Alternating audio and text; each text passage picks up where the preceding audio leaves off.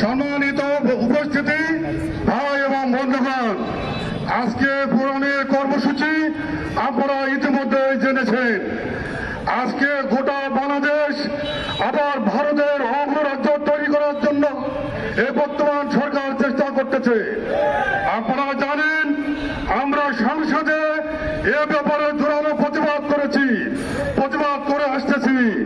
আমাদের বিরোধী দলের নেতা বাংলাদেশ জামাত ইসলামীর আমিরে জামাত সংসদে জোরালো ভাষায় আমরা কথা বলেছি।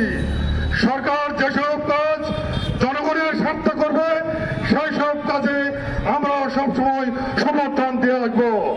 যেসব কাজে গণবিরোধী জনবিরোধী কোনো কাজ করবে সেই সব কাজে সংসদ এবং সংসদের বাইরে আমরা প্রতিবাদ করব।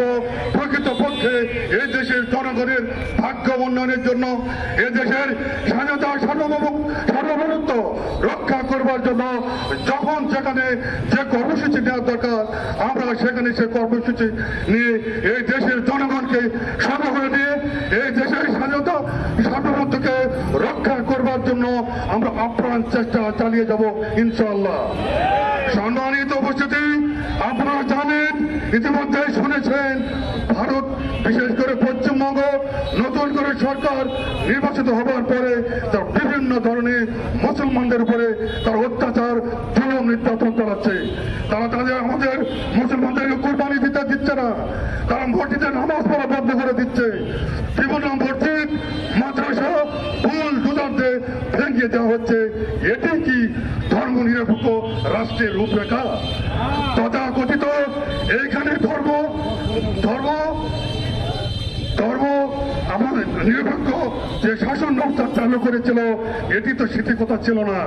ধর্ম নিরপেক্ষ শাসন ব্যবস্থার ইতিহাস যদি ভারত আমাদেরকে শিখিয়ে দেয় আমরা তো তা মেনে নিতে রাজি না।